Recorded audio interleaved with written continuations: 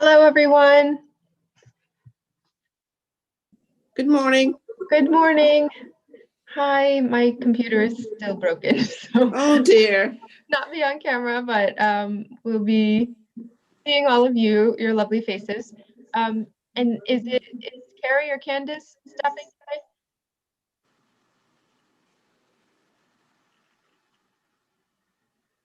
Carrie, Candace? Or is it someone else from Central Staff? Just so I know who's working behind the scenes.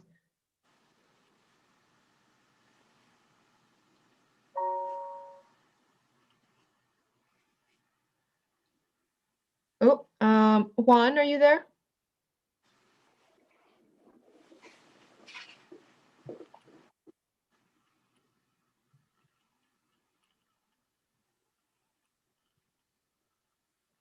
Okay, I'm going to send a quick text message just to figure out if we are ready to go.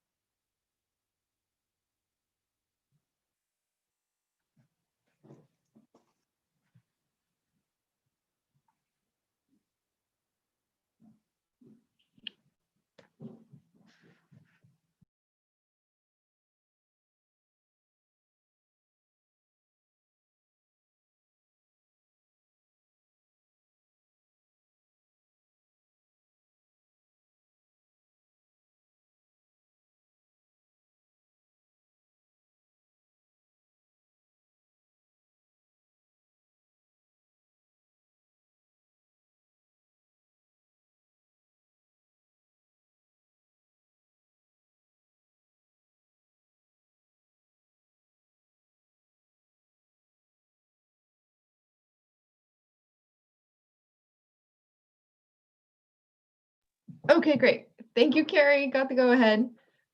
So let's dive in. And I think we are already live and recording. Oh, I see Councillor Sabi George is here as well. Carrie, sorry, I don't have host capacities. Okay, there we go. All right, Councillor Sabi George is in. Oops, okay.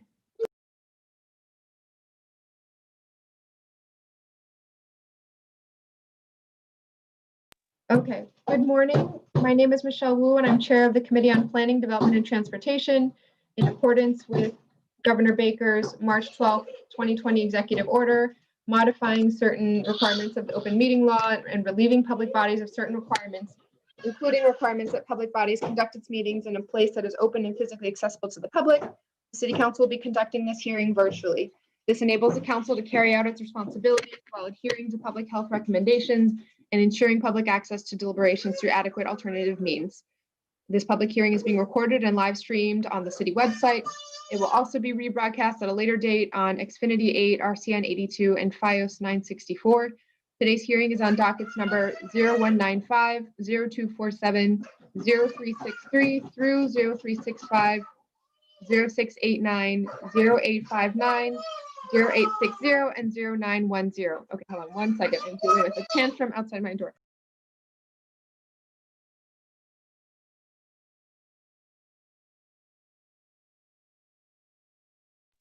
Okay, I'm going to read the dockets into the record, and then we will dive right in. I want to acknowledge that my colleagues, Councillor Liz Braden, Councillor Anissa Asabi George, and so adding them to the room, Councillor Julia Mejia, and Councillor Kenzie Bach are present as well. Okay, here we go. Please bear with me because there are several dockets here to read in a lot of language. Hi, Councillor Wu. I'm here too. Just wanted to let you know. Good morning. Yes, we recognize you, Councillor Mejia. Thank you. Thank you. Grants to fund various transportation projects in the City of Boston. Docket number 0195, message and order authorizing the City of Boston to accept and expend the amount of $200,000 in the form of a 2019 transportation planning grant awarded by the Massachusetts Gaming Commission to be administered by the Boston Transportation Department. The purpose of the grant is to fund a portion of the design cost under the Tetra Tech contract for the Sullivan Square Rutherford Ave project. Docket number 0247, message and order authorizing the City of Boston to accept and expend the amount of $406,299 in the form of a grant awarded by the Massachusetts Department of Transportation pursuant to the Federal Safe, Accountable, Flexible, Efficient Transportation Equity Act, a legacy for users. The purpose of this grant is to fund the preliminary and final design of Boylston Street between Ipswich Street and Brookline Ave in Boston. Docket number 0363, message and order authorizing the City of Boston to accept and expend a grant from the Massachusetts Department of Transportation in an amount not to exceed $4 million for the design and engineering services related to the North Washington Street Bridge project. Docket number 0364, message and order authorizing the City of Boston to accept and expend a grant from NSTAR Electric Company doing business as Eversource Energy in an amount not to exceed $3,860,000 for costs related to construction of the North Washington Street Bridge. Docket number 0365, message and order authorizing the City of Boston to accept and expend a grant from the Boston Gas Company doing business as National Grid in an amount not to exceed $2,890,000 for costs related to construction of the North Washington Street Bridge. Docket number 0689, message and order authorizing the City of Boston to accept and expend a grant from the Boston Planning and Development Agency in the amount not to exceed $200,000 to pay for the cost related to the 100% design PSC of the intersection improvements project at Heath Street and South Huntington Ave in Jamaica Plain. Docket number 0859, message and order authorizing the City of Boston to accept and expend the amount of $295,000 in the form of a 2020 transportation construction grant awarded by the Massachusetts Gaming Commission to be administered by the Boston Transportation Department. The purpose of this grant is to fund the Cambridge Street and Maffel Way portions of the Lost Village project in the Charlestown neighborhood. Docket number 0860, message and order authorizing the City of Boston to accept and expend the amount of $200,000 in the form of a 2020 transportation planning grant awarded by the Massachusetts Gaming Commission to be administered by the Boston Transportation Department. The purpose of the grant is to fund a portion of the design cost under the Tetra Tech contract for the Sullivan Square Rutherford Ave project. And last but not least, docket number 0910, message and order authorizing the City of Boston to accept and expend a grant from the Massachusetts Bay Transportation Authority, MBTA, in the amount not to exceed $30 million for costs related to the construction and implementation of dedicated bus lanes and similar bus priority measures in various locations within the City of Boston. These matters are sponsored by the mayor and referred to the Committee on Planning, Development, and Transportation on various dates. And I think we can dive right in. Okay, great. So we have acknowledged all the counselors who are here. Before I go to our administration panel, would any of my colleagues like to make an opening statement, especially if you have to run later or, okay, I'm not seeing takers, so we will go right to Chief Osgood. Councilor Wu, thank you so much. Members of the City Council, thanks so much for hosting this hearing. I'm Chris Osgood. I have the honor of serving as Mayor Walsh's Chief of Streets, and I'm joined today by Parajaya Singh, our City Engineer, by Commissioner Rooney, Boston Transportation Department, Vineet Gupta, Charlotte Fleetwood, Bill Conroy, and Matt Moran, all of BTD. And we're going to briefly introduce the 9 accept and expend orders that Councilor Wu just went through, and the 6 projects they help advance, and then just connect them to the team members who are leading each of those projects. And then I'll turn it over to Matt for a little bit extra context about the final accept and expend order, and then happy to sort of take all your questions from there. So the first project is the North Washington Street Bridge project. This is actually probably the largest and most significant public works project that is certainly happening in the city right now, and that has happened in the city for quite some time. There are 3 accept and expend orders associated with this project. As folks I think are very well aware, this is a bridge which is a project that is currently under construction. The result of this project is going to be an entirely new bridge that in design is going to complement the beauty of the Zakim Bridge, and in function really support a lot of the city's long-term transportation goals that are laid out in Go Boston 2030, including an inbound dedicated bus lane, new cycle tracks on both sides, and a far better pedestrian experience for everybody who's crossing the bridge, including everybody who's on the Freedom Trail that is crossing that bridge. This is a project which has been led and is being led by Para and by his team. And there are 3 accept and expend orders for this project: 0363, 0364, and 0365, which are helping to cover the cost of design and construction. Of particular note, 2 of those accept and expend orders, as you read, are funded through utility companies. And this is in recognition of the infrastructure that that bridge carries, either for National Grid or for Eversource, and the resulting cost impacts that holding that infrastructure on this bridge has. The second project is the Rutherford Ave and Sullivan Square project. There are 2 accept and expend orders for this project. This project is approaching 25% design. The result of this project is going to be a completely reimagined Rutherford Ave and Sullivan Square corridor, where we will be reducing the number of general travel lanes, increasing the amount of pedestrian and bike accommodations, something in design somewhat akin to the Southwest Corridor design. We will be setting aside space for potential future dedicated bus lanes in this corridor, redesigning the Sullivan Square area, eliminating the rotary and putting in a more pedestrian-friendly street grid, and then allowing for a real transit-oriented growth in the Orange Line corridor along this path. The design process for this project is being led by PARA. The community process on this project has been led by Bill Conroy. The 2 accept and expend orders here, which are 0195 and 0860, are both grants from the Massachusetts Gaming Commission and are helping us advance the design of this really critical street redesign project. The third project sort of completes sort of a stretch of roadway reconstruction projects, starting with the North Washington Street Bridge, moving on to Rutherford Ave, and then at the northern extent, the Lost Village. This has 1 accept and expend order associated with it, also from the Massachusetts Gaming Commission. This project is also being led by Bill Conroy, and essentially it's looking at redesigning some of the key intersections that are entrances really to the Lost Village along Cambridge Street, along Moffat Way, to make them better for the residents of the Lost Village, particularly as they're seeing increased congestion in the corridor overall. The fourth project is a redesign project of Boylston Street in the Fenway. This is a project that's really looking at improving pedestrian accommodations and cycling accommodations on a fairly rapidly transforming stretch of the West Fens, stretching from Ipswich Street all the way to Pilgrim Road on the far side of the Park Drive intersection. This is a project that's being led by Charlotte Fleetwood, and the accept and expend here is from MassDOT. It's number 247. The fifth project is the Heath Street and Huntington Ave, Heath Street and South Huntington intersection. This is a project essentially looking at a place that many of us were recently, which is the sort of the terminus of the E line at Heath Street, and looking at how we can improve the design of that intersection and accessibility to the E line, and also helps us advance something which I think is a collective goal of all of ours, which is to make sure that we are not only ensuring great transit access to the VA hospital and to Heath Street, but also thinking about how that transit access and E-line service could potentially extend up to Hyde Square. That project is being led by Matt Moran and by Bill Conroy, and has 1 accept and expend, which is 0689, and that is developer mitigation through the BPDA.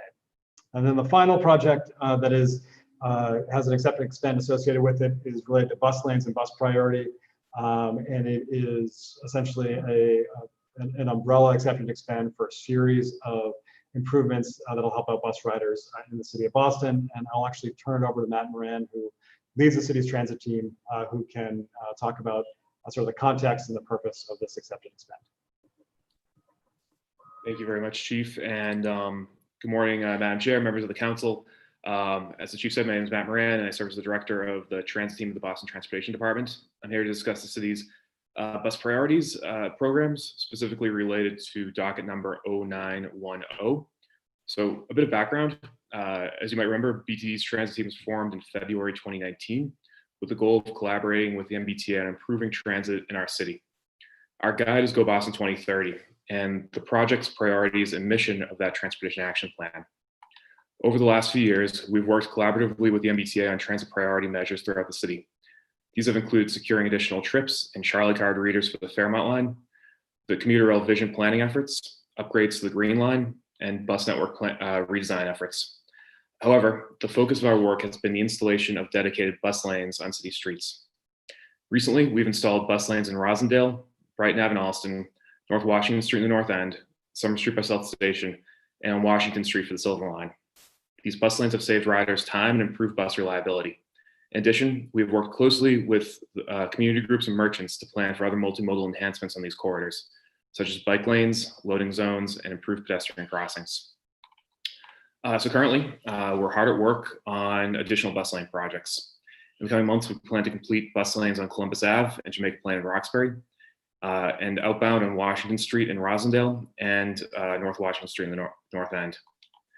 Additionally, we are currently working on community planning efforts for bus priority corridors in Roxbury, Dorchester, Mattapan, East Boston, Allston Brighton, downtown, the South Boston waterfront, Rosendale, and Hyde Park. On the process side, BTD leads the community engagement efforts for bus lane projects. Then the MBTA funds design, which is done collaboratively with BTD, Public Works, and other city departments. And then either the city or MBTA installs bus lanes. If the city of Boston performs the installation for bus priority measures, the MBTA then reimburses for the bulk of those project costs. Therefore, we're before you today to ask for the council's approval for BTD's ability to accept and expend upon receipt funds received from the MBTA for the purpose of supporting the city's transit priority programs. This approval ensures that corridor planning work that is now underway can be completed in a swift and timely manner once community consensus is reached. This approval allows for us to move quickly in funding and executing our bus priority construction grants. Finally, this approval allows for us to continue our successful collaboration with the MBTA on bus lane implementation. So thank you very much for your time and consideration, and open to answering any questions you might have. Thanks so much, Matt. Councilor Wu, we'll turn it over for questions.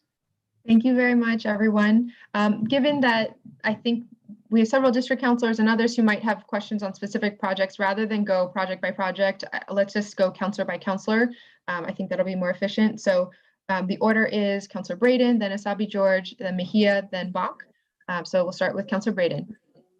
Thank you, Matt. It's good to see you.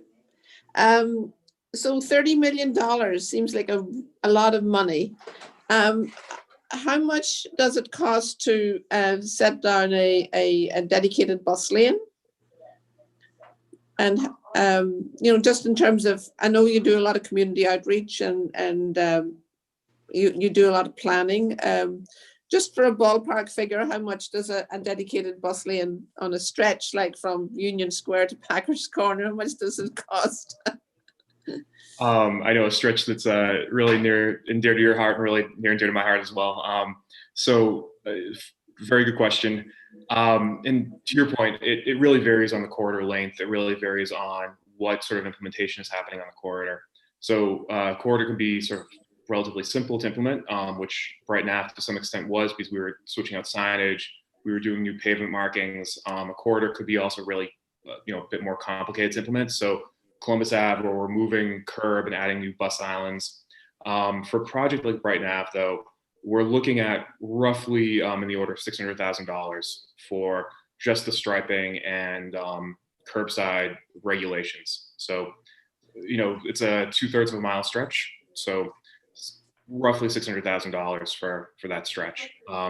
We are hoping to come back in the spring to work on some curb bump outs.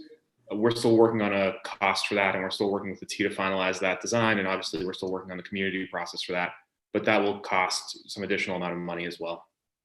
That's good. And looking forward, I know that the mobility study is proposing an extension of the bike dedicated bus lanes in, sort of from Brighton Centre down to Union Square. Is that, I know there's a lot of other really important projects that maybe get priority, but is there a timeline for thinking about extending the dedicated bus lane in Allston Brighton? Sure. Chief, would you like to?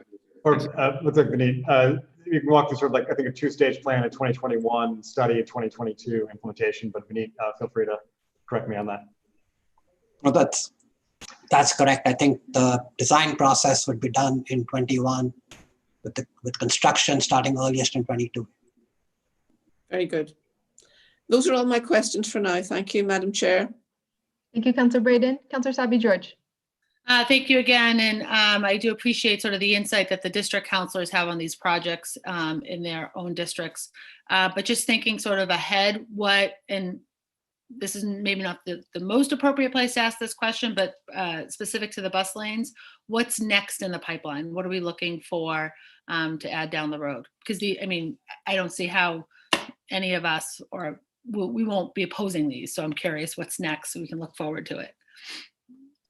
Matt, do you want to go through the list or Vinita, what's in design or what's in community conversation at this point?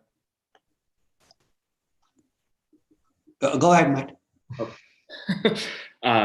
Sure. So I can take the first stab at, and then Chief Vineet, feel free to add in anything that I might have missed. But in general, what we're looking at over the next few months is to complete work that we've started in Rosendale, to work a bit more in the North End, to do the outbound North Washington Street bus lane, and then to work with the T on completing the Columbus Ave corridor. And then, as I alluded to, we are in planning for several other corridors, which really involve a in-depth community process that I think we still have to work out. So Blue Hill Ave is first and foremost on our list. We're looking at the corridor from Grove Hall all the way down to Mattapan Square, and we're looking at trying to fine tune with the community the design. So we want to make sure that we're getting it right from a safety perspective, from a sort of merchant and community perspective, and then also from a mobility perspective. So there's a lot more planning that needs to happen, but that's certainly the first and foremost corridor that's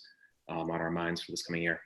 Yeah, but I think in addition to Blue Hill Avenue, I would add Warren Street. And then there's that section of Columbus Avenue from Malcolm X to Ruggles. Did I get that right? Exactly. I think it's important to note that there's a lot of community process that has to take place to make those a reality. That's one. And two, that most of these would also include making sure that there's a protected bike lane as part of the project, and also making sure that traffic flow continues efficiently. So there's a design challenge ahead and there's a community challenge ahead, but those are the major projects. So thinking about that, and I've seen some of the changes recently, and I've known that they were coming, and they surprise me still. So I wonder sometimes about, with that community engagement, a lot of work goes into sort of the back end and starting those conversations. But when the changes come, are we doing education in our communities about how that space is used? Because in some parts of the city, things that are underway, I've seen cars parked in bike lanes or inappropriately parked, because there is a learning curve when learning how to parallel park in a parking spot that's now a separated bike lane. And then the turning lane, I'm thinking about the other day coming from Albany Street, taking a left at BMC onto Mass Ave, and all of a sudden one of the lanes is gone, and it sort of took me by surprise a little bit. And so thinking about the education and the awareness, and even temporary proper signage to really educate whether it's the vehicle, the pedestrian, or the bicyclist on those changes. I think it's a fantastic point, and one which you're right that we probably do more outreach on the front side than we do kind of sort of post implementation. We have deployed recently a set of VMS boards, and Commissioner, correct me if I'm off on this, I think they're currently on American Legion Highway, essentially with exactly this intent in mind. I think there's a lot more that we can do that is really oriented towards the driver. On a lot of the corridors that we're redesigning, there is signage which is kind of more pedestrian scale, but I think there's some additional work that we can do both through traditional media, social media, and then on street sort of notification about changes and what they are and why they are. And I'd also just say that there's been some sort of controversy in some of the changes, especially along, I think it's Cummings Highway. And just, as that work goes forward, sort of celebrating and promoting the positive impacts that those changes have had, because I think it's until you're in the midst of that, it is, we're unaccustomed to change. We don't like change as people. But the education and the continued positive messaging around those changes, what the benefits are, slowing down traffic, creating more opportunities for bicyclists, for example, but really, making the area safer and slowing down traffic, because traffic along a lot of these corridors is very fast. So I'd encourage that education and sort of that celebration of the benefits of these changes. That's it for me, Madam Chair. Thank you very much, Councillor Sabi George. Councillor Mejia. I'm on mute. Good morning, all. So I just have a few questions in regards to the process. I'm just curious in terms of the bidding process in particular. Have you guys earmarked and have developed any plans to ensure that the folks who are going to be doing this work are minority businesses and women? I'm just curious about how intentional you're being in that space and what that process looks like.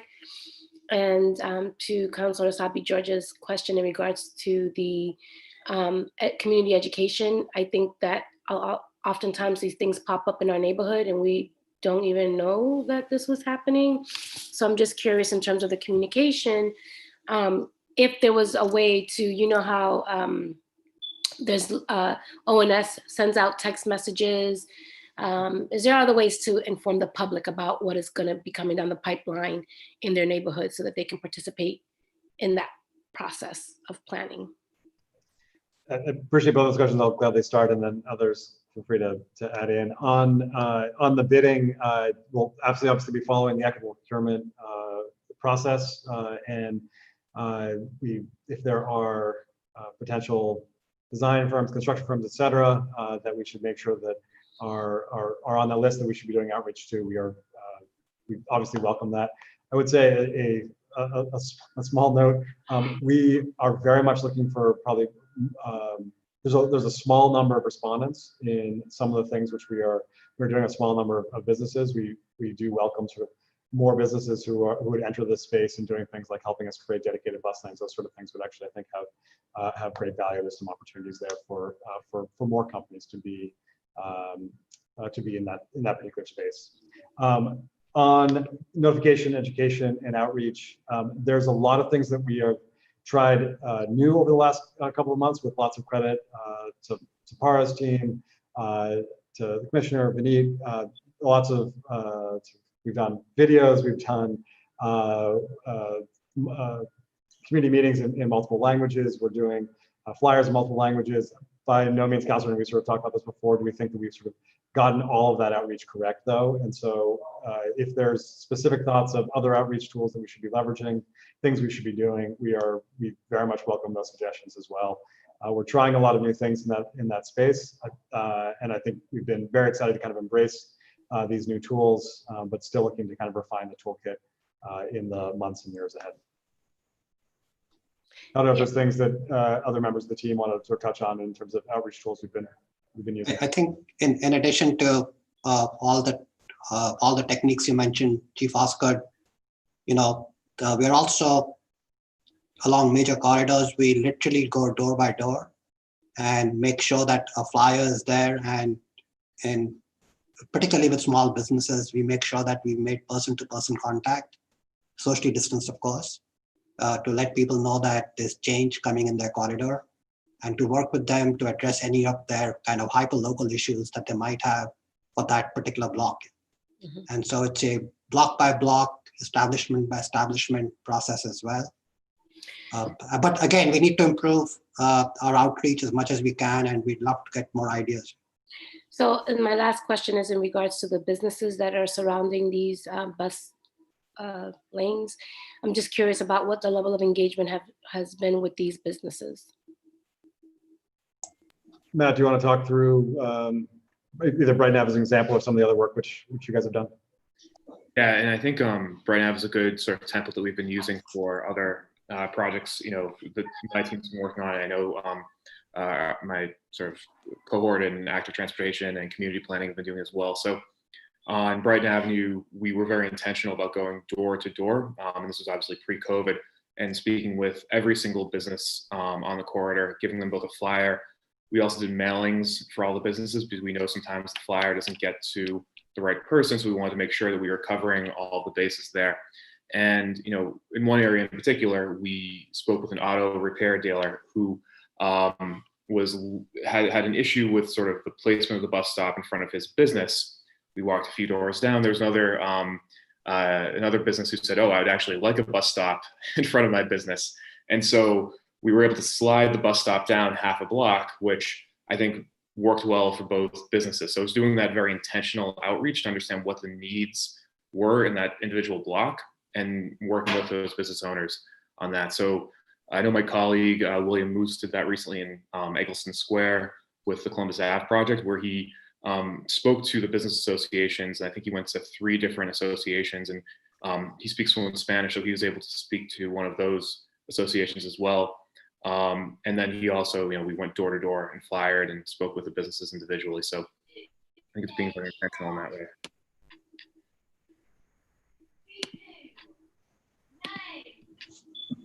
Great, thank you very much. Are you good, Councilor Mejia? I think my internet froze a little bit, but I don't know. I think I did have one more question. Oh, go for it. I know you guys listed a list of all the community projects, and then I noticed that Dorchester, Roxbury, Mattapan, and East Boston were at the end of that list. And I'm just curious if they were at the end because they're the last to get any love, or that we're just rattling off names. I'm just curious about those neighborhoods. Councilor Craig, if I'm wrong, you're sort of speaking about the list that Matt went through at the end of sort of where we're looking to do bus lane projects. Okay, so Yes. and Matt, correct me if I'm wrong, I think it was just simply in sequence. And in fact, the places that we're focusing really are sort of first major projects in the community engagement, which we're really most focused on right now, are the Blue Hill Ave corridor, the Warren Street corridor, and the sort of the Malcolm X Columbus Ave connection between Nubian Square and Royal Station.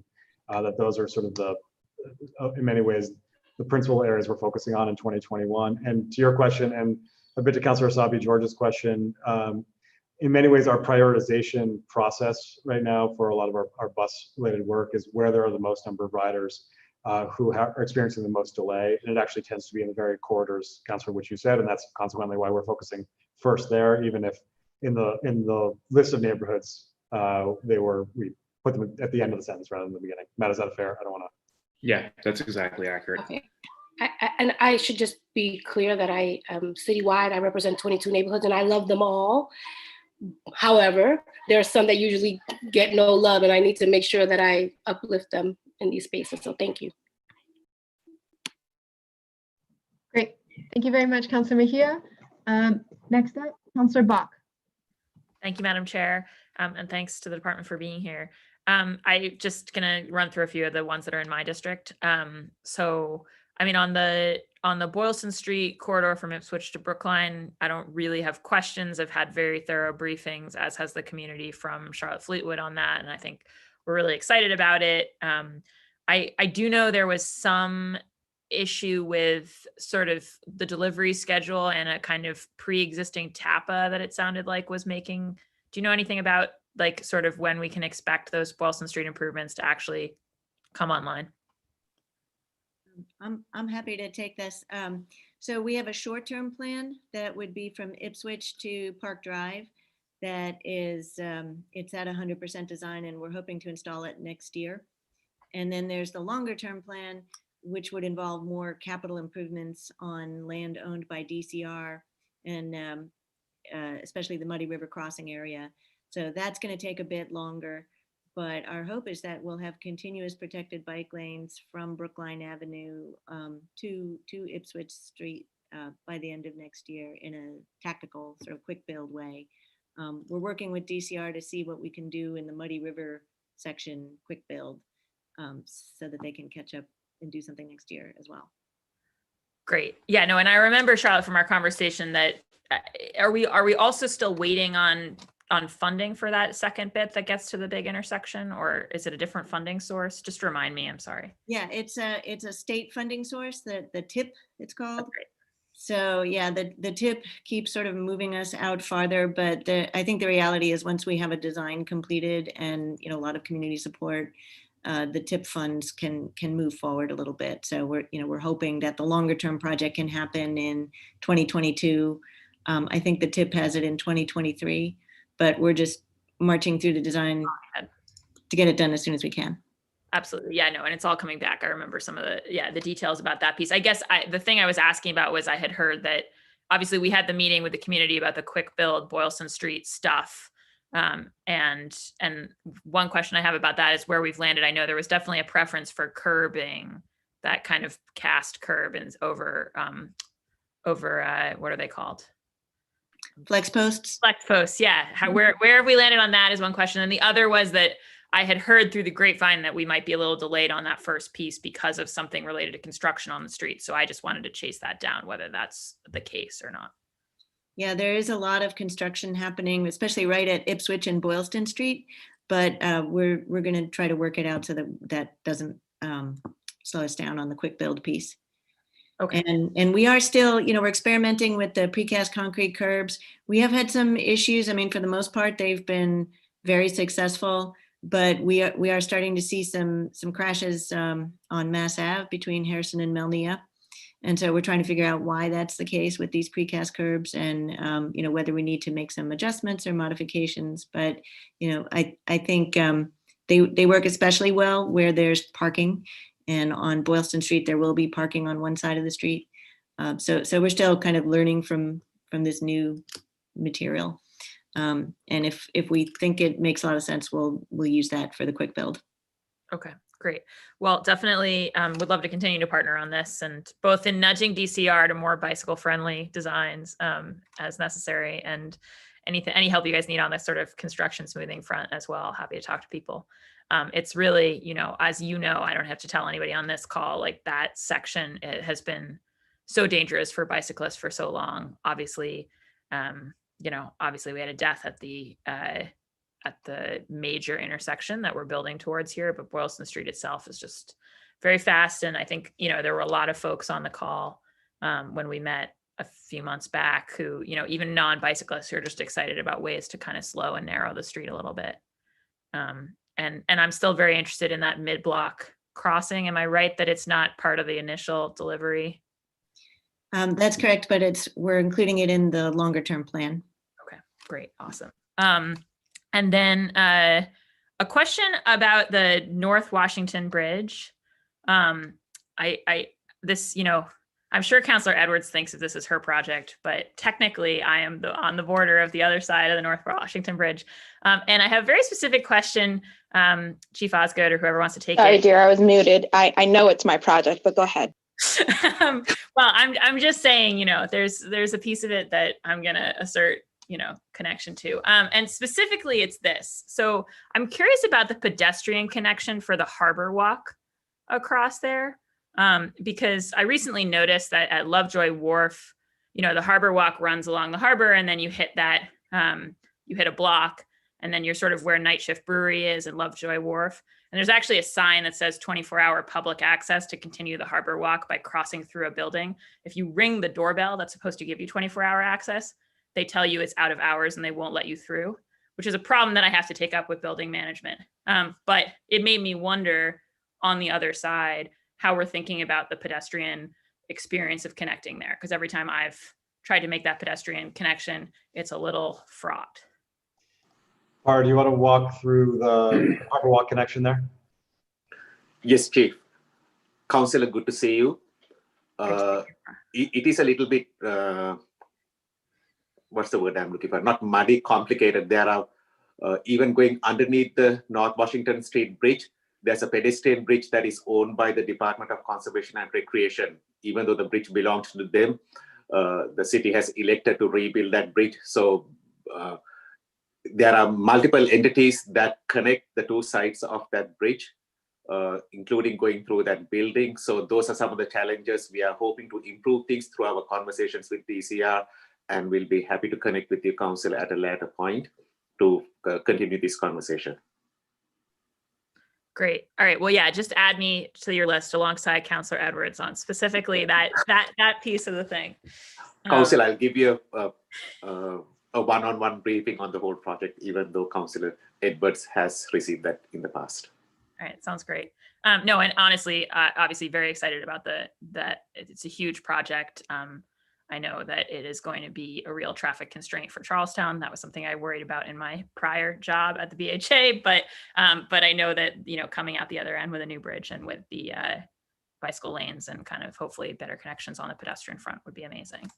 My last question, Chris, is if you could talk a bit, and it might also be for Matt, about the Huntington South Huntington intersection. I mean, I definitely got questions from neighbors just trying to understand, you know, what is the city thinking? Just confirm that isn't work that we did in concert with whatever work happened this August, which I don't think it is, but just if we could clarify that. And I mean, has that been a conversation with the MBTA? I mean, I don't have to tell you that the Mission Hill community is pretty mystified by the fact that the MBTA just spent a bunch of money repairing the line at Heath Street and is now proposing to shorten it at Brigham Circle. And there's a ton of anxiety about it not coming back. And there's a ton of people who rely, as you said, veterans, but also lots of folks who live on the line. I've got thousands of seniors, lots of disabled folks. It's just like the idea of closing the line is really a nightmare.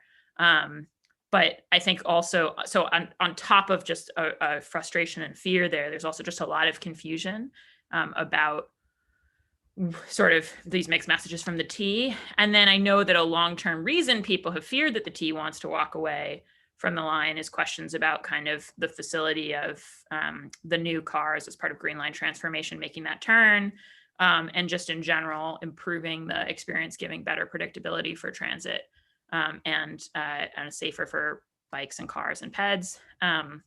And it's very important to me. I mean, again, one of my real frustrations with the MBTA's proposal is I'm all here for let's make the forest stations that are not accessible. Let's be talking about islands. Let's pull the tracks up against the sidewalk.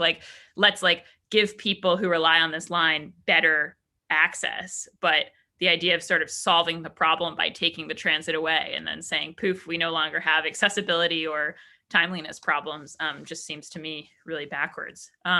But I am very interested in how we can, as the city, be the best possible partners on, saying to the MBTA, look, we want this line to last, to continue to extend and to be reliable. And how can we help you with the built environment there? So I just would love to understand a little bit more about that plan and where it is in the sequencing, confirm it hasn't already happened, and just kind of get some more information to bring back to folks in the neighborhood. Matt or Bill, do you want to walk through where we are on Heath and South Huntington?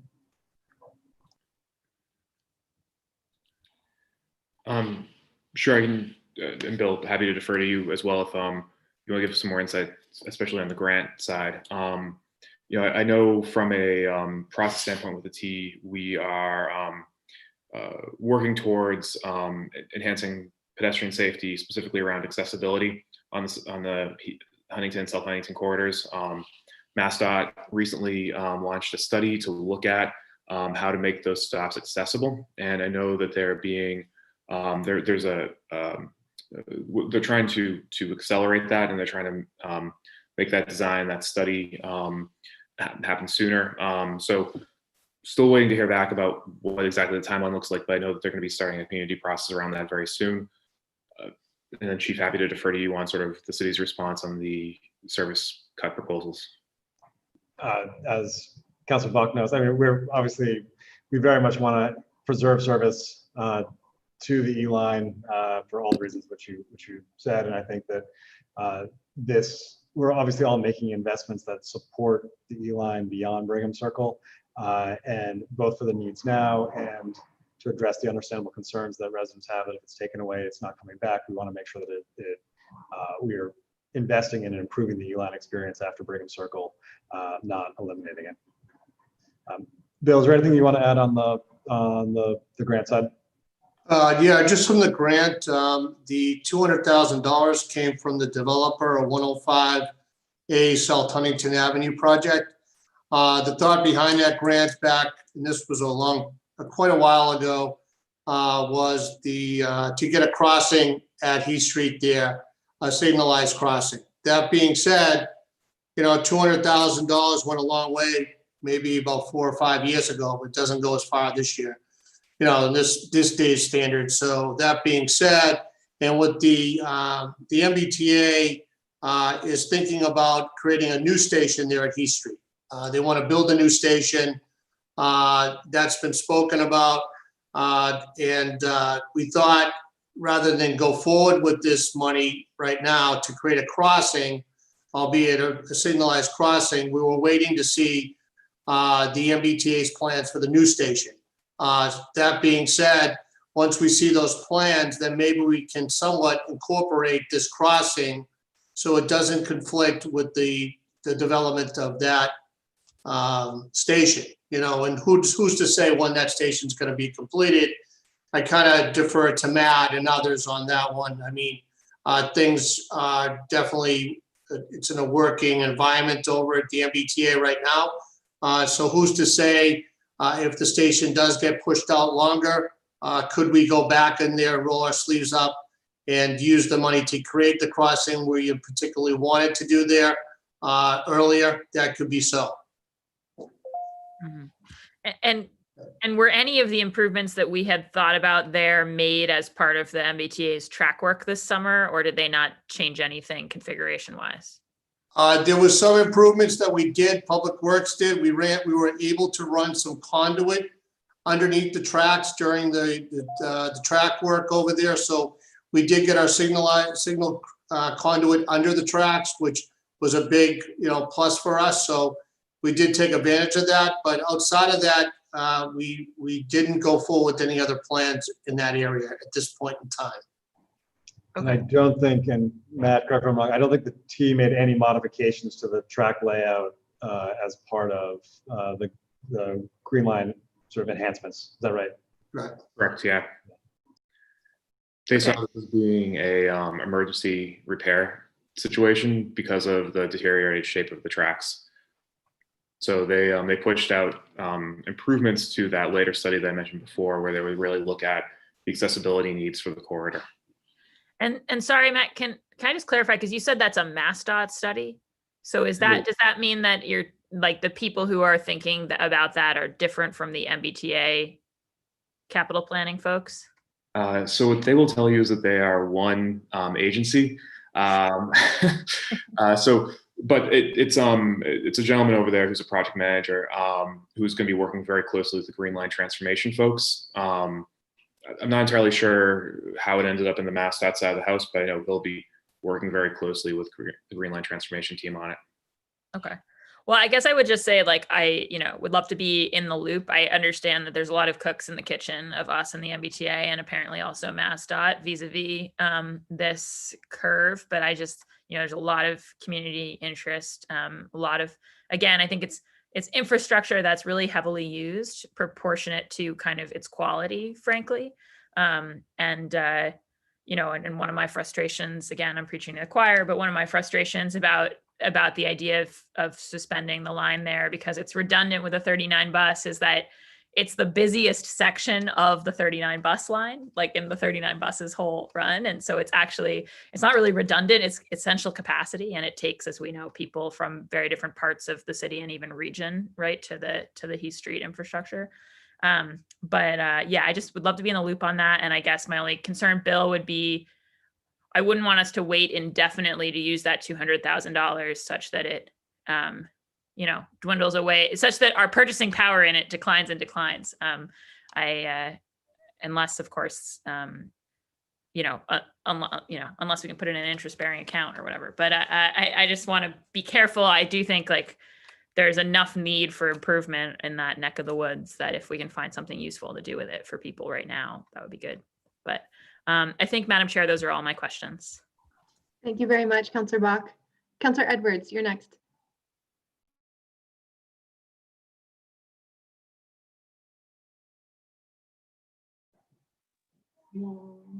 Sorry, can you hear me? Oh, yeah, we can hear you now.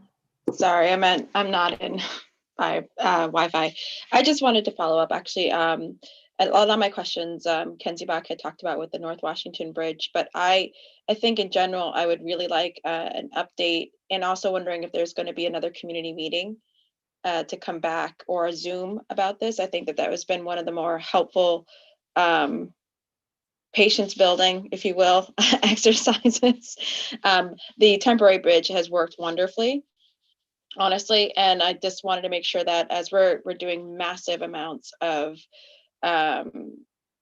rebuilding, restructuring in Charlestown, especially with the new housing development, that there's a marrying component, so that we understand what is going on, I guess, and how you're seeing all of this come together into one big master plan.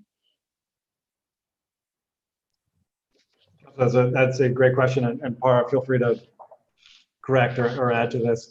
I do think, to your point, we can certainly do an update and work with our colleagues at MassDOT on an update on the North Washington Street Bridge project. We do want to sort of roll in some ways the communication that we're doing around North Washington Street with the work that will be coming on Rutherford Ave, the work that will be coming on 1 Charlestown, just so that folks are not looking at 3 different places to understand projects and to understand how they all actually are connecting together. But Para, feel free to correct. I see, and if you, I'm sorry, and also I see that the corridor in front of the Lost Village, and also the Tetra study for Rutherford Ave. I think maybe in general that ideally there'd be a kind of a traffic update, if you will, for Charlestown. You know how controversial Rutherford Ave was, and the bridge added to that. And there's a real sense, I mean, we dodged, I guess you could say we dodged the bullet with the casino, and how that has, when it was up and running and we were at normal capacity of life, it didn't seem to have a huge impact on the traffic of Charlestown. Kudos, that really demonstrates we can design, we can move, and we can overcome. But I really am encouraging maybe a kind of an updated traffic breakdown, not so much by corridor, but like by Charlestown, and just from the bridge on, all the different ways in which they're marrying together and how they're headed in the right direction. In general, I'm sorry to cut you off. Just one more thing about East Boston's. I know we had a community traffic task force being put together, and Jerome was kind of spearheading that. So I think I'll just follow up with Aisha on that, and to make sure that we're kind of making sure that the East Boston has kind of its eye towards Day Square and things like that. Absolutely. Vineet has also been involved in the East Boston Transportation Action Plan. I don't know, Vineet, if you want to give a quick update on that, or there's any sort of Charlestown-wide update you want to provide. I can start with East Boston and then hand it over to Para for Charlestown. The first meeting of the East Boston Transportation Action Committee has taken place already. And I'm working with the Mayor's Office of Neighborhood Services as well as the PPDA to write a scope, to hire consultants to help that action committee. We also have some funding allocated through the capital budget to help with that process. And the goal of this committee would be to prioritize the implementation of projects that come out of the Plan East Boston ongoing process. That's great. Councillor, sorry, PJ here. So on the transportation side related to the North Washington Street Bridge and the Rutherford Avenue corridor, there are 3 buckets which I can put. One is traffic transportation during construction of the North Washington. I think that is going fairly well, thanks mainly to the drop of traffic during the virus. So a tiny bit concerned about the ongoing impacts of the construction. Noise seems to be, way up there. And so if we hold any meetings, we might hear an earful on that front. Then so the second part is how traffic is all going to be stitched together when everything is done, which would be in the Sullivan Square, Rutherford Avenue, North Washington Street. So working with our partners in the transportation department, we might want to give an update as to where things are. So that's second, and happy to continue this conversation from a impact of the development projects, Councillor, that are in Charlestown, especially the housing projects. So again, hopefully there's enough capacity on the side streets that approach the Rutherford Avenue corridor to manage that. So happy to continue this conversation, hopefully in a structured manner. And one last point, and you can redirect me, and I really would like to know what conversations you guys have, or do we have communication regularly with the MBTAs, and the biggest concern being about the ferry in Charlestown. And if that is canceled, which I've gotten many emails about, total opposition to that, but how the pros and cons or the impacts and how you guys are preparing for that. I hope you are in agreement that we don't want it canceled, the ferry, but I don't know that we have ultimate decision making on that. But I would like to know that we are planning for whatever the results are of that. Councilor, I can start, and Matt or others feel free to jump in. That is one of the MBTA's proposed service reductions, Charlestown Ferry, Hingham Ferry, et cetera. We have, and Mayor's been sort of clear about this, that we are against these proposed service cuts. The T is sort of explicitly expecting that the 92 and 93 bus service will sort of take the place of the Charlestown Ferry. But obviously we would much rather have the Charlestown Ferry running rather than putting, similar as Councilor Bach said, putting more people on what may be sort of already well-filled buses. But Matt, I don't know if there's anything you want to add to that. Yeah, we know the Charlestown Ferry serves a critical link for folks that are going from downtown over to the Charlestown Navy Yard. And so in sort of the sort of responses that we are putting together, we're trying to catalog some of those specific harms that it will cause and include that in our overall response. So that's certainly something that we're considering and is near and dear to what we're planning for. Thank you. Thank you, Councilor Edwards. I know Councilor Braden has a follow-up as well. Thank you, Madam Chair. Back to the Alston, the corridor, the bus lane between Union Square and Brighton or Packard's Corner. And this may be something folks need to take up with the BPDA, but there's some development along that corridor that has essentially blocked the bus lane and made it, basically taken up the whole bus lane. And this has been going on for almost since the bus lane was laid out on the outbound section. And, it seems like we're seeing a lot of development along our corridors, and the fact that a developer can build a building right out onto the sidewalk and then take up a whole lane of your bus, take away your bus lane for years, seems to be so counterproductive. And I really feel that the developers, maybe we need to be talking about some serious mitigation. If they're going to do that, then they need to be paying for our bus lane. So I think that's something we need to take up with our friends over at the BPDA and see if we can make it clear that adequate setbacks are really critically important. Because if they build right out to the edge, then there's no room, no space for future changes like adding a bicycle lane. Just as we see down on the corner of Leo Birmingham and Western Ave, the radius project is right out to the edge, and we could really do with some extra space there to put in a bicycle lane or some other improvements, but it's not possible because the developer has built right out to the edge. So I think the issue of setbacks is something we need to raise up more critically as we look at so much more development along these really busy corridors in our city, and especially in Alston Brighton. As a comment, can we do more to stop this and to make and can we do something to ensure that our bus lanes aren't just made totally impossible to be used? When you have in that corridor, it's 2/3 of a mile. There's two big projects that are blocking the bus lanes right there, so it makes it almost useless. Thank you. Councilor, I appreciate the point, and we're happy to sort of be part of that conversation as well. I think, and Matt, correct me if I'm wrong on this, the development that's closer to Packard's Corner, essentially in the construction management plan for that building was essentially approved prior to the actual implementation of the bus lane. So it had sort of figured out how it was going to build its building. We then put down the bus lane, then it started construction. So that one is, like the sequencing makes it look particularly kind of out of step with the mobility improvements we were trying to get through that, improve that corridor.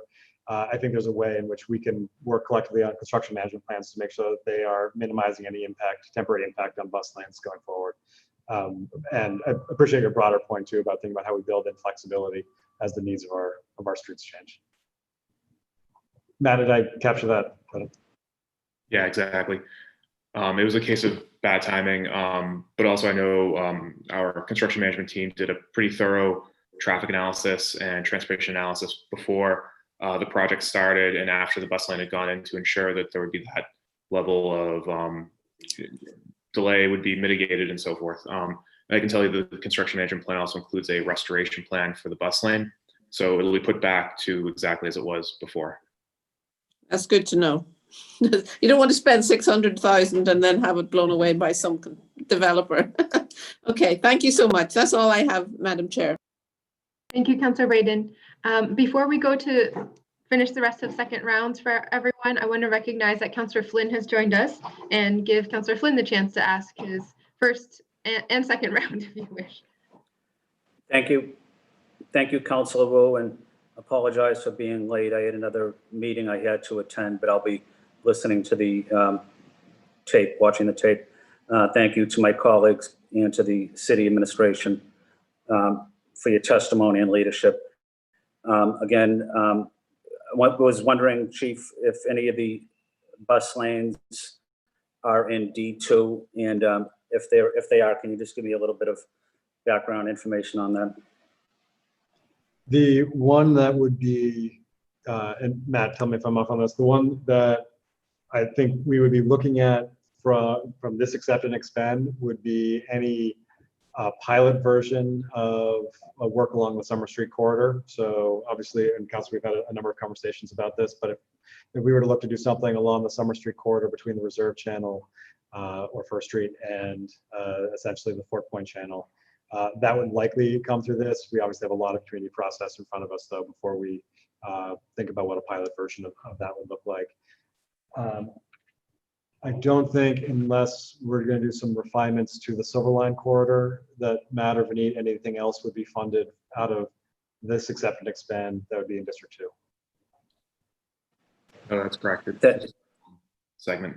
Yeah, and Chief, could you give a little bit of background, or the commissioner, with the bus lane and bike lane added?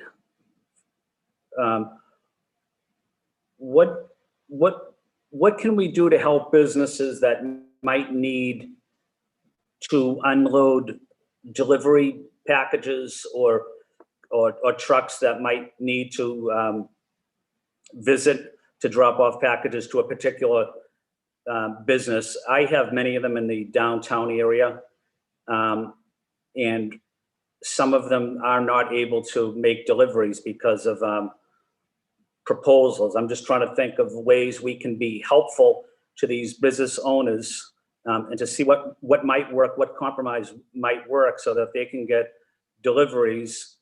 And so that, these business people also pay high property taxes as well. We just want to do everything we can to be helpful to them, but also to the workforce, to our bus lane riders and bicyclists as well. So wonder what your thoughts might be on that, Chief.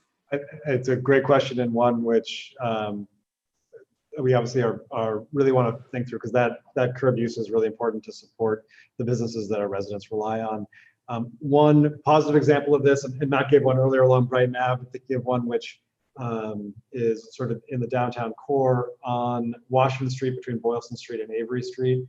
When that bus lane went in, we actually created a whole set of commercial loading, essentially that entire block length on the CVS side, on the sort of the Boston Commons side, sort of to sort of expand the amount of commercial loading. And I think, Matt, correct me if I'm wrong, I don't think there was designated commercial loading prior, or it might have been a smaller stretch in that area.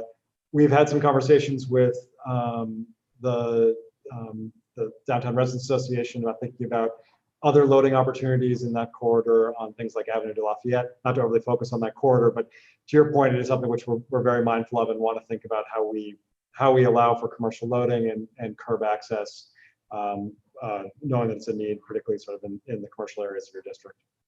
Matt, anything else, or Commissioner Benit, anything else you guys would add on that?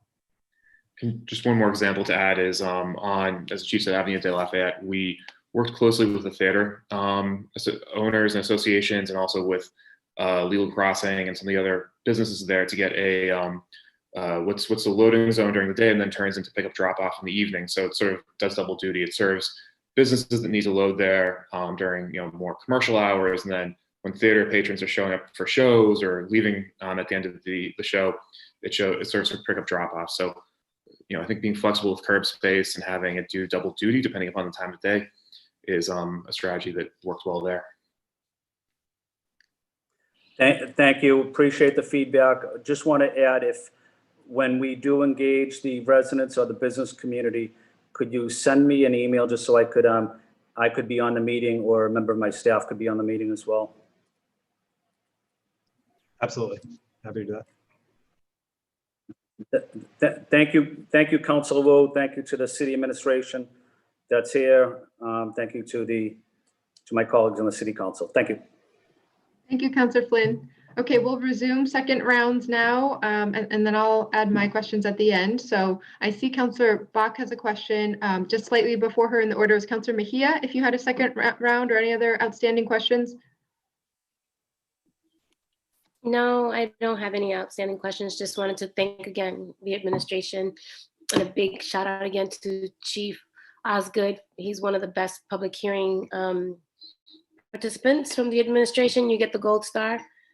So thank you for being all in at all times. We appreciate you. Thank you, Councillor Mejia. Okay, all yours, Councillor Bach. Thanks. Sorry, this is just a really quick question. It occurred to me that you all might know the answer. So in terms of, I mentioned that there's this building that's meant to have Harbor Walk through access that has effectively blocked it for much of the day. And I have to follow up with the building management, but it would be helpful for me to understand, is that requirement an easement that, or something that came down likely through our city processes, through the BPDA, or is it because it's right adjacent to all the DCR projects, actually a stateside thing, just like, so I can invoke the right concerns when I have that conversation? Tara, do you know the specifics on that one? Councillor, it is entirely possible that it's a Chapter 91 license requirement. We will work with I will follow up on this one, Councillor. It would irritate us if they are denying these Chapter 91 requirements. Sometimes I hear all the wrong reasons as to why these things are closed when you're supposed to give 24-hour access. So I'll follow up with your guidance, Councillor, with the BPDA staff who are in the position to monitor those Chapter 91 license requirements. Because when we do include those requirements through the BPDA Article 80 process, it is supposed to be 24/7 access, not when the sun goes down. Yeah, and the frustrating thing here is they have a giant sticker that says 24-hour access, and then when you ring the bell, they say, "Sorry, we only allow that during hours." So it's just sort of a misadvertisement and not compliant with the conditions. So it's 160 North Washington Ave, North Washington Street. Sorry, I'll follow up with you, Para. But I would like Thank to. you. I think those, as we all know, those public access rights, if you don't watch them, can get eroded away. So. They quickly forget, and couple of, you don't have to wait generations. Couple of years later, people forget what their rights are, and then it becomes quite awkward. Yes. Yeah. Great. Thanks. That was all. Thank you, Madam Chair. Thank you, Councillor Bach. I'm told Councillor Edwards is good, and we'll defer her time in terms of second round. So I just have a couple questions because my colleagues have already asked so many important points on the Rutherford Ave Sullivan Square project. I think a similar question from me as we've been discussing with the Melia Cass project, that it had felt I don't know, a year ago, year and a half ago at this point, there was this big rush of we couldn't do the surface option. We can't dramatically change things because the federal funding will go away and we need to seize on that. Could you just give an update in terms of, what is the federal funding picture? Are there deadlines to use that up? And what are kind of the very, very specific next steps and timelines? Bill, do you want to give an overview of the funding location, and then Bill or Para talk about sort of the 25%? So currently where we're at with funding, this project is fully funded beginning in 2022, up to $151 million. The funding is available, so the project is real. The 25% submittal has already been submitted to Mass DOT. That was submitted on October 5th. That being said, there'll be a 25% design public hearing by Mass DOT somewhere in January or February of this coming year. After that, we'll have a 75% submittal, which will be somewhere around April or May of 21. Then there'll be 100% submittal somewhere around October, November of 2021. And then there'll be a bid on this project somewhere out in 2022, probably February or March of 2022, with construction starting somewhere in September of 2022. That's where we're at with the design. That's where we're at with the funding. If there's any other questions. Yeah, thank you so much, Bill. That's really, really helpful. And then just to clarify in terms of community engagement around these next steps as well. So in terms of the 75% and 100% submittal, is it meetings before, or how far before the April, May, and October, November? Is there anything public? We're gonna, there was talk about having another meeting, but since we're fast approaching the 25% public hearing, I think we're gonna let Mass DOT go ahead with that. This option right now that we've all agreed on basically takes the roadway from existing 8 lanes down to 5 lanes. So we have 3 southbound and 2 northbound. There's been, so with that design, we've definitely spoken to the T in regard to BRT on Rutherford Avenue, but speaking to the hierarchy of the T, there was not a big push for a BRT on Rutherford Avenue at this time. Not that we wouldn't preclude that in the future, but they want to connect all their buses to Sullivan Square at this point in time. So we are providing some BRT lanes in Sullivan Square, I should say. Okay, so one hearing in terms of the 25% submittal, and then should the public expect any others, before any of these other checkpoints, or? I would say, being very close to the community, we would have as many meetings as they would like to see. This will be kind of it's fresh for some, but it's not fresh for others. It's been a long time since we've been somewhat out to the community. So that being said, once we do get quite a bit of feedback at that initial meeting, we'll have the appropriate number of meetings, I should say, that makes the public feel comfortable how we're going with this design. Okay. But we do have, I have to stress, we do have a very tight deadline and time restraints with this project. And that being said, and I say this, and I do have concern, this money is programmed in the TIP in 2022. That being said, there's other major projects and infrastructure projects in the state that are definitely looking for additional funding for their projects. But through the MPO, this money has been put aside for the Rutherford Avenue project at this point in time. So the city, as well as other agencies, need to make sure we meet these goals to make sure that this money is spent. If not, this project could be pushed out to other years or years. So I just want to put that on record. Thank you. And so just to make sure I fully understand what you just said. So the $151 million you're saying needs to be fully spent in 2022, meaning the whole project You said it will No. start construction in September, or it just needs to hit that 2022? What I mean is that the project is funded through the MPO in 2022, 2023, 2024, and up to 2025. Then there's some monies that are allotted and moved around. The project's going to be about a 5-year project.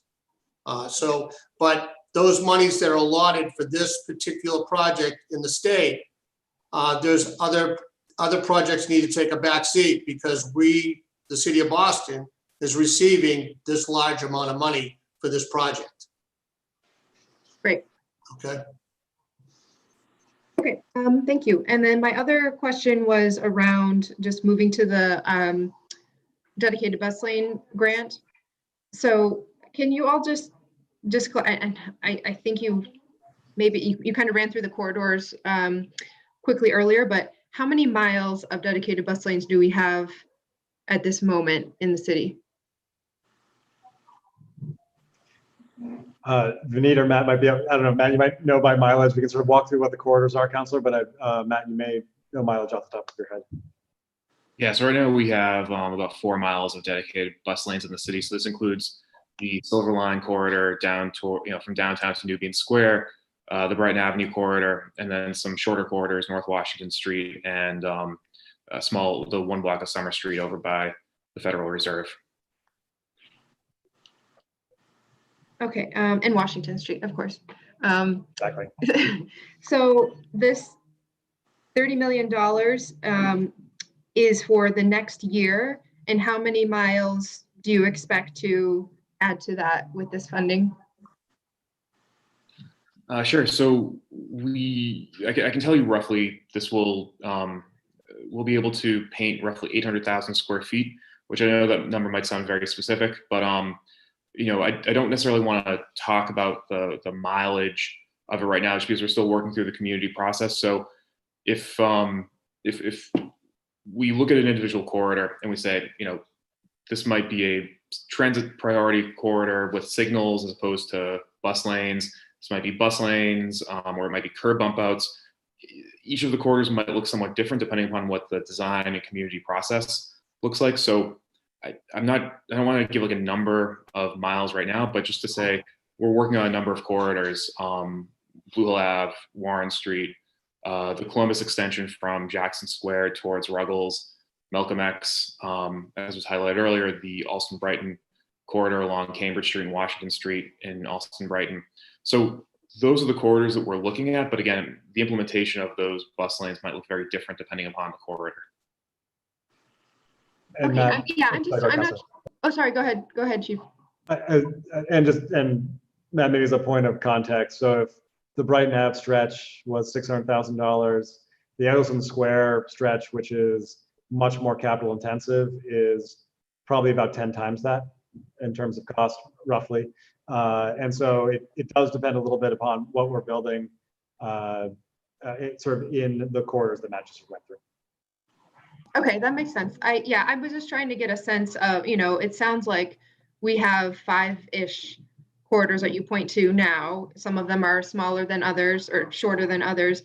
And you mentioned another 5-ish. So is it that we are probably going to double, or is it that they're all much longer and therefore it will feel like there's a lot more priority across the city?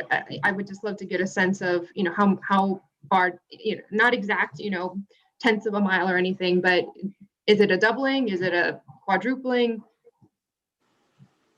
It will be a little bit community process dependent, but it could potentially be at least a doubling, I think, in terms of overall mileage. In fact, anyway, maybe even a little bit more than that. Given sort of the nature of the community process, it may be sort of that there's elements of greater sort of construction rather than things that are where we're leading with red paint. So it's hard at this point in time to know what will be completed within sort of next construction season versus started with the next construction season and completed at a later date. But all of those pieces are anyway, all to be sort of worked out in the community process ahead. I would note in that we obviously do have North Washington Street Bridge bus lane under construction. And then as Bill referenced as well, the Sullivan Square bus lanes, there's actually a set of small short bus lanes within Sullivan Square that have been implemented as well, that are also part of kind of the initial implementation list. Okay, great. And okay, I hear you. Just in terms of just as Bill was walking through the timeline with federal funding or through the regional allocations drying up if we don't hit certain timelines, is this funding from the TEED just for the next year, and therefore if we don't use it up, does it go away, or do we sort of just have it and it's just in the TEED's budget for the next year? Can you just walk through that? Yeah, and others feel free to correct me on this, but I think we've gotten every indication of a really, frankly, strong partnership with the MBTA, and we really appreciate their support. So this is not the sort of thing where it's only about this year. In many ways, it is more representative of kind of what will be an ongoing partnership between the city and the MBTA to not only to sort of address the corridors that Matt went through, but to think about then what the next generation of corridors would be after that. Matt, is that a fair? Exactly. Yes. So so just to clarify, do you anticipate getting more funding in years afterwards as the T is talking about service cuts? They're still expending funding in this way? So on this portion of their capital program, yes. We have not heard them pull back from this portion of their capital program. There are some other capital program adjustments which they've indicated or sort of changes they would make to their capital program, but not with their accelerated bus program. That is ridiculous. Just their planning. It is what it is. Okay. Anyway, so if for whatever reason, okay, sorry. And just to clarify, this doesn't cover maintenance of patching up the paint or the lanes or anything. It's just to put down new lanes.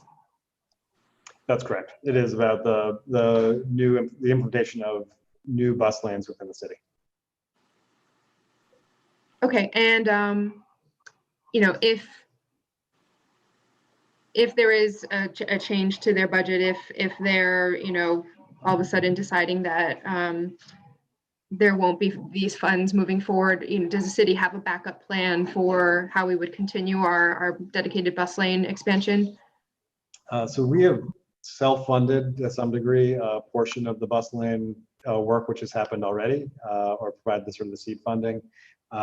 So I think that there would be some capacity to be able to do it. And obviously with examples like the North Washington Street Bridge, we've been able to roll elements of it into our own capital project, our own capital budget. But having this additional outside funding really does make a difference for us. The sort of umbrella funding that allows us to pursue a bunch of different projects that are not line itemed out within the BTD or Public Works capital budget is very helpful. Great, thank you very much. I will open it up to colleagues for any last questions or thoughts. If the folks want to raise their blue hand, or I see Councillor Bach coming back on screen too. Let me do a quick tick through. Councillor Braden, are you good?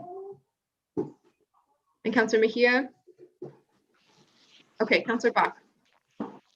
No, I was just going to say thank you so much to the team, and just that I think every time we talk about projects like this, we just realize how much appetite there is in the city for even more of them and to accelerate them. And especially as we, especially in terms of thinking about both from a climate change and a density perspective, really prioritizing transit, pedestrians, bicyclists to get people around our city, in a more environmentally friendly and way, and frankly, a way that can move more people more efficiently. And I just wanted to flag again, because that's the nature of most of the improvements that we've talked about today, how disastrous the idea of sending our region hurtling back to a more car-based economy is. I just think we've been talking about all the people on the ground. We have lots of folks who don't have the option of getting in their cars. And so this is just going to result in worse service for them. But we as a city are going to be affected by everyone in outlying suburbs who now drives. And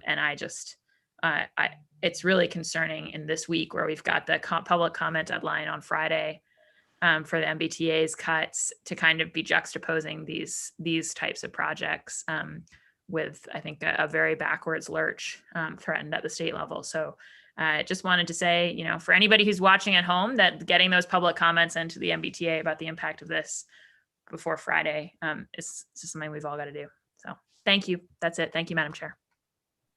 Thank you very much, Councillor Bach. Okay, I believe Councillor Edwards has signed off. So just want to thank everyone again and very grateful for your time. This will conclude today's hearing on various transportation grants sponsored by the mayor, and this hearing will be adjourned. All right, have a great day, everyone. Thank you. Thank you, Council. Thank you. Bye.